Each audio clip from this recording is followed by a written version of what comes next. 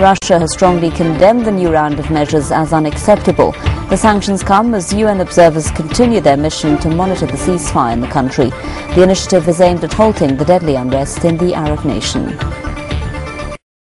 The EU that though the ceasefire and UN observer missions seem to be going well, it's bent on imposing more sanctions on Syria.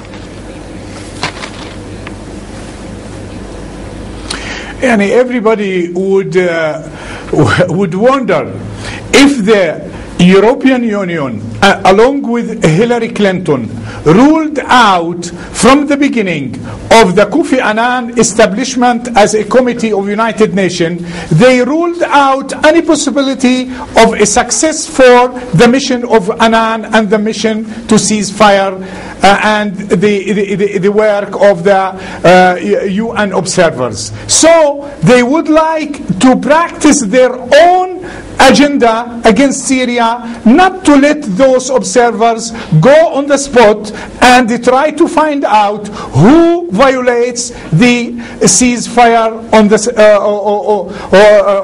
in the clashes taking place in certain areas like Homs or Idlib or Hama.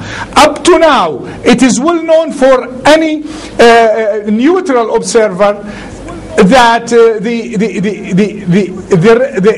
terrorist armed groups are violating all the ceasefire everywhere. They are used to kidnapping even some innocent civilians, and they are attacking police stations and police cars everywhere. So who would register all those violations? Who would tell about this in order to make report for the United Nations mission?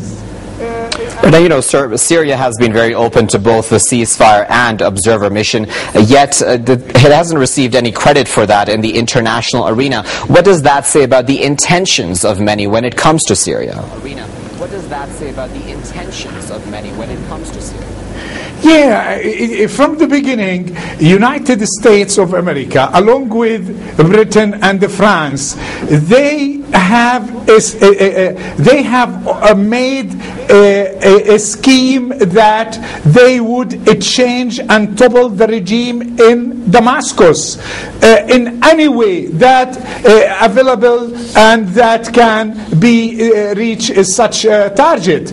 Up to now, all those schemes were frustrated, were foiled. For this reason, now they are trying to bet on the last card, which is the mission of United Nations.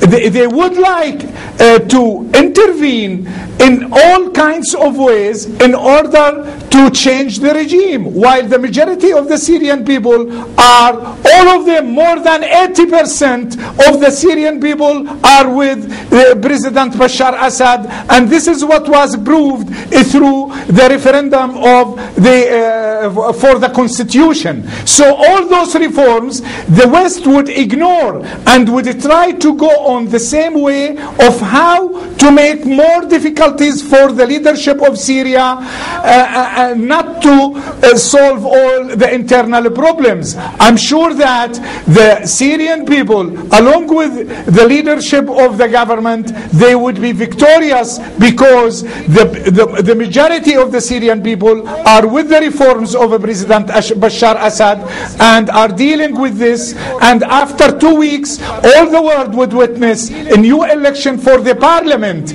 This step of the election would also prove that everything is going well by practicing the reforms, and only the hostile countries of USA and Britain and France and Turkey and Saudi Arabia and Qatar are working on their agenda against the Syrian people. All right, we'll have to leave it there for now. That was Mr. Tahsin Al-Halabi, political analyst, joining us from Damascus. Mr. Al-Halabi, we appreciate your insight here on Press TV.